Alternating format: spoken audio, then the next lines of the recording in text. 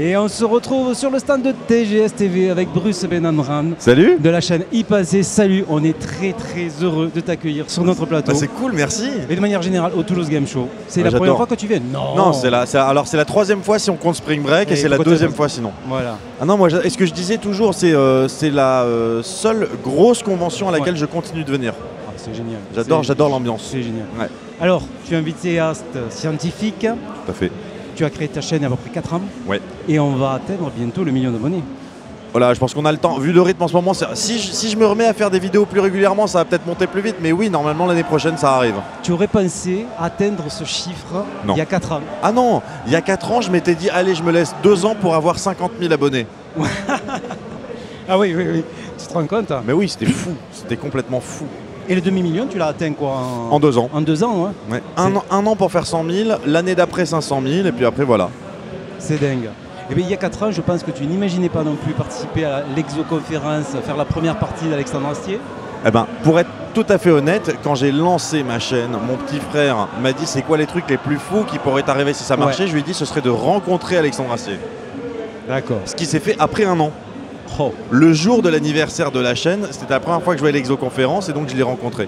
Mais par contre, j'avais jamais pensé qu'un an après, j'irais le suivre dans les zéniths, les machins et tout. C'était un truc de fou. La tournée a duré 1 an, quoi? La tournée a duré à peu près 1 an. C'était de septembre à juin, donc ouais. Mais à la base, ce qui se passe, c'est qu'on rajoutait continuellement des dates. Au début, il était prévu que je fasse juste 6 dates à l'Olympia. Ouais. Puis ensuite, il y a eu tous les zéniths. Puis ensuite, une refournée de zéniths. Puis la Altony Garnier. Puis Londres. Puis Bercy. C'était impressionnant. C'était impressionnant. N'importe quoi. C'était vraiment n'importe quoi. Moi, j'ai kiffé. Et puis en fait, en plus, ta première partie, c'est ça, a évolué constamment le long de la tournée. Ouais, c'est ça le spectacle vivant, quoi. Bah, en fait. Déjà, c'est spectacle vivant. Et en plus, ce qui se passe, c'est comme moi, je suis pas du tout comédien. Ouais. Bah, au début, ce que je faisais, c'était chouette, mais franchement, ça cassait pas des briques non plus. Et puis au fur et à mesure, j'ai affiné un petit peu, notamment grâce à Jean-Christophe Imbert, donc le metteur en scène d'Astier, qui lui me donnait plein de tuyaux sur comment me tenir, comment bouger, en me disant, tu vois, cette phrase c'était bien, mais je l'aurais pas dit comme ça. Essaye plutôt de l'amener comme ça en faisant une pause. Et puis tu t'adresses aux gens. Et au fur et à mesure, ça a vraiment évolué. Puis moi, les dernières sont, c'est des souvenirs énormes. Ouais, moi j'ai eu le plaisir de te voir justement à Toulouse. À Toulouse. C'était un grand souvenir. Ouais. On va parler un petit peu de ta chaîne. Donc des vidéos très vues, très suivies. Parmi toutes les vidéos que tu as faites, qu'est-ce qui a été le plus gros kiff? Dernièrement, tu as écrit ton nom sur un poil de barbe. Ouais. C'est hallucinant de savoir qu'en tant que vidéaste, tu as la possibilité de faire ce genre de choses. Bah, ce qui se passe, c'est que j'ai accès maintenant à des lieux qui sont complètement fous. C'est-à-dire que moi, cette année, si je réfléchis, j'ai donc fait ça, c'est j'ai gravé mon nom sur un poil de mon bouc au microscope électronique à balayage. Exact. J'ai fait un vol en 0G, pas très loin d'ici, à Bordeaux, avec la société Novespace. Et puis voilà, puis j'ai fait plein de trucs. T'as fait plein de rencontres aussi. Comme ça. Ouais. J'ai fait une partie de jeu de rôle. Moi, depuis que je suis gamin, je rêve de faire du jeu de rôle, mais à l'époque, j'avais pas de potes qui j'en faisaient. J'ai fait une partie de jeu de rôle avec JDG, quoi. Puis j'en ai fait d'autres en plus avec Link the Sun, l'appel de Cthulhu et tout. Voilà, la saloperie là. Bon, c'est super. Alors, si tu devais choisir vraiment un truc qui t'a marqué là récemment. Parce que tu fais tellement de choses. On va dire sur la chaîne. Donc un truc sur la chaîne, c'est le vol 0G. C'est le vol 0G. Ah, le vol 0G, c'est que moi je l'étanne régulièrement, je leur envoie des messages en disant, au fait, si vous avez besoin que quelqu'un fasse n'importe quoi, moi je suis ok. J'essaie de négocier, genre de toute façon le vol, que je sois dessus ou pas, c'est pareil, ils volent. Qu'est-ce que ça change si je suis dedans? Bon, et après tu as écrit des bouquins. Oui. J'en parle, il y a le tome 1 qu'on peut voir ici. Oui. Et il y a le tome 2 qui est sorti, Succès. Surtout le tome 1, les bouquins. En fait, ce qui se passe, c'est que le tome 2 est un énorme succès de librairie, mais par rapport au tome 1, on a l'impression, je me rappelle, moi je discutais avec ma maison d'édition, on disait combien on en a vendu a priori, 60-70 000, et on était là genre, Et puis après on s'est dit, on est cinglé ou quoi? Mais c'est vachement bien. C'est un succès de librairie, c'est vachement bien pour un bouquin de science, quoi. C'est clair. Et donc non, c'était cool. Et ouais, c'est vrai que les 2 premiers tomes en grand format, on est à 180 000 exemplaires vendus. Donc oui, c'est démentiel. Tu as du retour par rapport à ça, des gens qui se sont mis à la science grâce à toi? Ouais. J'ai pas mal de collégiens ou de lycéens qui m'ont dit qu'ils ont choisi une filière scientifique parce que du coup je leur ai fait aimer la science, ça c'est cool. Ça c'est la fierté. Je commence à avoir des gens qui me disent qu'ils m'ont remercié dans leur thèse. Alors ça je trouve ça... Je dis, t'es sérieux? Pourtant j'ai rien fait. Hein, et moi, le truc qui me touche plus directement, parce que c'était ça mon but à la base, c'est des gens qui font pas du tout de la science, qui sont dans des filières complètement ailleurs, qui font du droit, qui font de l'histoire, autre chose, et qui disent, eh ben en fait, ça m'a réconcilié avec la science, et je me suis dit que j'ai quand même le droit de comprendre comment les choses fonctionnent, même sans faire de maths, sans faire d'équations. Moi, c'était ça à la base mon objectif. De l'importance de la vulgarisation et de la vulgarisation comme tu fais. De vouloir comprendre. C'est simplement être curieux. C'est pour ça à chaque fois je dis soyez curieux, c'est vraiment je veux comprendre. Voilà. Par contre, j'ai pas le bagage des mathématiques, commencez pas à me saouler, à me dire qu'il faut une maîtrise de maths pour comprendre pourquoi le ciel est bleu. Je veux juste qu'on m'explique simplement pourquoi le ciel est bleu. Voilà. Non, c'est excellent ce que tu fais. Tu avais lancé une petite série sur la logique. Oui. Tu avais arrêté? Alors non, c'est pas arrêté. Ce qui se passe, en fait, c'est comme cette série, elle est sur la chaîne secondaire. Oui. Et que j'ai pas abandonné, mais je faisais beaucoup moins de vidéos sur ma chaîne principale. Donc là, je me reconcentre surtout sur ma chaîne principale. Mais sur la série logique, en fait, qui a bifurqué, qui est devenue 2 séries différentes. Il y a une série vraiment qui est sur la logique où j'ai fait 2 épisodes, c'était le paradoxe du condamné à mort. Et de l'autre côté, ça a donné e-pensée numérique où je me suis dit, ok, les gens veulent que je parle d'informatique. Donc je vais expliquer depuis le tout début, depuis le transistor, comment marche un ordinateur. Et donc là, je suis en train de préparer les épisodes suivants. Mais il y a de l'attente, je pense, pour ça. Oui, il y a beaucoup d'attente, on m'en parle beaucoup. Et en fait, moi, je voulais faire ça dans un format un peu différent qui ressemblerait un peu à un format de gaming. Ça veut dire où on voit un écran d'ordinateur et moi dans un coin pour montrer des schémas. Et j'ai enfin trouvé des logiciels qui permettent de faire des beaux circuits électroniques, des circuits logiques et tout. Pour montrer voilà comment est-ce qu'on fait une addition avec des transistors, comment on fait une soustraction, comment on enregistre un truc en mémoire. Et au fur et à mesure, on va compliquer les trucs jusqu'à arriver à un moment donné où on va commencer à écrire en assembleur. D'accord. Et ça, il y a un jeu qui existe, qui est vachement bien, dont le nom m'échappe totalement. Bon, on le trouvera. Mais et qui est top. Qui, en fait, c'est l'air de rien, c'est un jeu qui fait coder en assembleur. D'accord.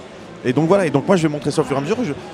L'objectif final étant de dire voilà, maintenant, vous savez que quand vous êtes sur Word, vous tapez A et il y a un A qui s'affiche à l'écran. Voilà toute la série d'étapes qui se passent. Les gens se rendent pas compte. Oui. Bien sûr, mais ils voient pas le code, quoi. Ils savent pas le code. Non, mais simplement, mécaniquement, quand on appuie, ça crée une interruption qui envoie, qui est interprétée comme attention, il y a 7 touches du clavier. Mais attends, on est dans quoi comme clavier? On est en AZERTY, donc cette touche, c'est quoi? C'est le A. Ça veut dire quoi? Ça veut dire que maintenant, il faut afficher un A à l'endroit où était le curseur. Sachant que l'endroit où était le curseur est défini par des coordonnées avec l'affichage qui se rafraîchit 60 fois par seconde. Exact. Et tout ça, c'est comme ça, un A. Voilà. C'est impressionnant. Tu sors un jeu pour Noël. Qui est sorti déjà, ça y est. Il est disponible là, de fin novembre, c'est ça, il est sorti. Alors en fait, ce qui se passe, c'est qu'à la base, il devait sortir mi-octobre. Il y a eu un décalage parce que je crois qu'il était coincé peut-être aux douanes, à l'import ou je sais pas quoi. Enfin bref, mais finalement, il est sorti quand même fin octobre.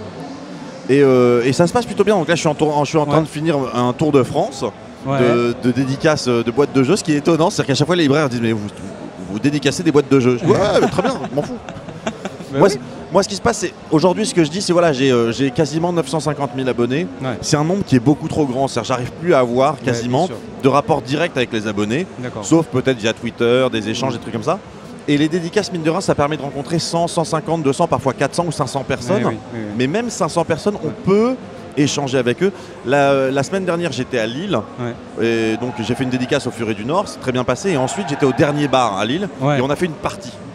Sur une grande table, on était 40. Donc une partie à 40, c'est drôle. Et en plus, donc c'était 4 équipes qui n'étaient pas du tout bien équilibrées. C'est-à-dire qu'il y avait une équipe, ils étaient que 2, une autre équipe, ils étaient 19. La partie a duré 4h30, c'était génial. Vous pouvez retrouver d'ailleurs sur YouTube, tu as fait 2 parties. 2 lives. Avec des youtubeurs et avec des scientifiques. Pour tester un petit peu ton jeu. Pour montrer que le jeu il n'y avait pas besoin de connaissances scientifiques. Tu as essayé quand même de les coincer, les scientifiques. Ouais, mais en plus, ils n'ont pas eu de bol. C'est-à-dire que moi, vraiment, je sortais les questions au pif. Ils ont eu des questions dures. Les pauvres. Maillard, il en a chié. Maillard, il a tous les pièges du plateau, il les a eus. Et ce qui est marrant, c'est que donc la première partie a duré, je crois, 3 heures. Et le lendemain, la partie a duré 1h15. Voilà. Ils ont torché ça rapidement. Oui, et ce qui est marrant, c'est que voilà, c'est Dirty Biology, voilà, spoil, c'est Dirty Biology qui a gagné la deuxième partie en ayant répondu correctement à une seule question. Ah oui, d'accord, donc c'est possible. Parce mais moi j'ai déjà perdu face à quelqu'un qui n'a pas répondu à une seule question. Ah ouais. Parce qu'il y a le jeu des cartes actions, un jeu de stratégie qui consiste à pourrir l'autre, à attendre que l'autre soit quasiment à la case victoire et à échanger sa place avec lui. Enfin, il y a plein de trucs. Donc c'est pas qu'un jeu de connaissances. Ah non, c'est un jeu familial, hein, on peut le dire. Alors c'est assez pompeux quand je dis ça, mais moi c'est dans cet état d'esprit que je l'avais vu. L'idée c'est vraiment d'avoir un genre de Trivial Pursuit scientifique, mais avec les règles de Mario Kart. D'accord. Donc il y a la carapace bleue, il y a tous ces trucs là quoi. Voilà. Tu peux renverser la partie quand tu veux quoi. Tu peux renverser la partie dès que tu veux. Ah mais oui, mais ça peut être violent. Ouais. Moi j'ai vu la partie qu'on a fait à Lille, s'il y en a un, il était à une case de la victoire et on lui a dit hop, on échange notre place avec toi. Il sort une carte contre, il dit bah non. Un autre sort si carte contre si. Il y a eu 2 doubles contre. C'était des trucs, non, ça peut être très violent. Il y a une vidéo qui est sortie, Les Darons, où tu as fait, tu as été interviewé. Donc, ouais, histoire de Daron avec Fabrice Histoire Florent. de Daron, ouais, où tu es en fait, là tu interviens un petit peu en tant que père. Ouais. En fait, c'est Fabrice Florent donc de Mademoiselle qui avait envie depuis pas mal de temps de lancer cette série d'interviews audio, donc c'est vraiment audio. Sur ce que ça fait de devenir papa, ce que ça change de devenir papa. Il y a Verino qui a été... Verino, il y a McFly depuis aussi. Ouais. Moi j'ai adoré l'interview de McFly. Et puis donc voilà, donc moi j'y suis passé aussi, c'était cool. J'ai trouvé ça très intéressant parce que tu es youtubeur, donc tu es dans la hype. Totalement. Dans la hype des jeunes, on va dire. Et tu es papa. Ouais. Et en plus je suis papa de grand, c'est-à-dire que moi mon grand il a 13 ans, ma petite a 9 ans, c'est-à-dire qu'eux ils regardent des youtubeurs. Et ce qui est marrant c'est que pour mon grand qui a 13 ans et ses copains, ce qui est cool c'est pas que je sois youtubeur. C'est que tu connais. C'est que je connais Bob Lennon, je connais Amixem, je connais Squeezie, c'est ça, genre il est cool là. Avec mon fils il dit Squeezie il est venu à la maison, oui tout à fait. ma fille qui dit oui moi j'ai déjeuné un jour avec Squeezie, Lucas est très gentil. Elle dit ça pour mettre le seum à son frère. Ouais Lucas est très sympa. C'est génial. Moi, je vous conseille d'écouter ça parce que c'est très intéressant aussi. On m'en parle beaucoup, mais les gens aiment beaucoup, les gens apprécient beaucoup cette interview.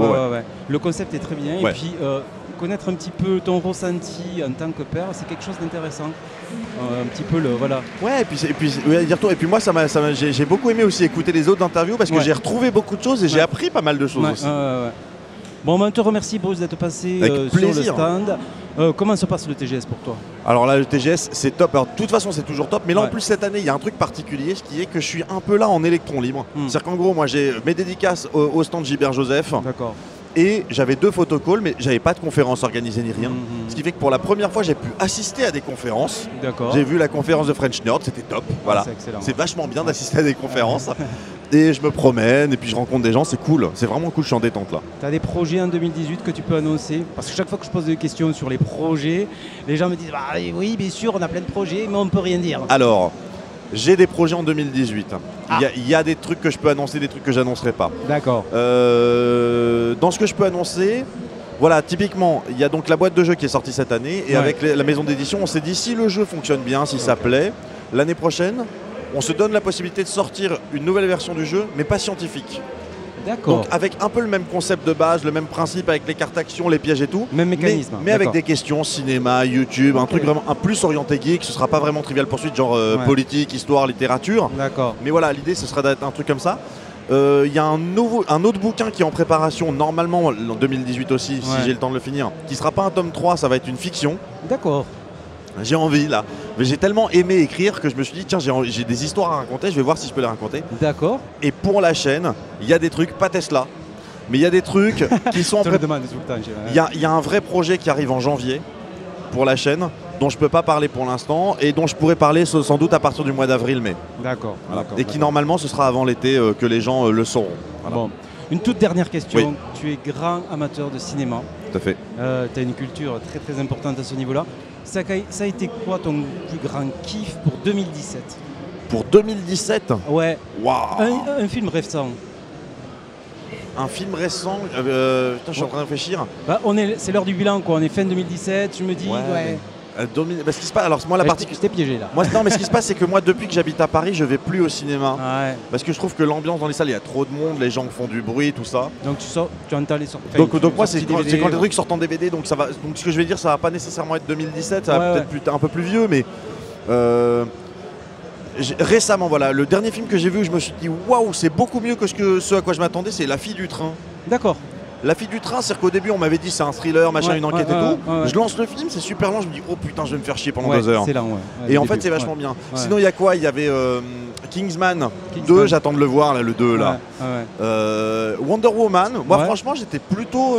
T'as aimé. Tout n'est pas machin, mais je me suis dit, ils ont quand même réussi finalement à faire une super héroïne, femme, forte, sans aucun cliché, sans machin. Et je me dis, c'est pas mal. Enfin, sans aucun cliché, quasi pas, on va dire. Quelques-uns, mais bon. Et c'est vraiment pas mal, quoi, voilà. Et moi, j'attends Avengers, là. Ah, bon. J'attends Avengers, là. Comment ils vont réussir à réunir tout ça? Je suis comme un fou. Bon. Je te remercie vraiment, Bruce, d'être passé. Et on te souhaite une bonne fin de convention. Ah bah ça ira, là, ouais, y a pas de problème. Merci. Merci. Bye bye.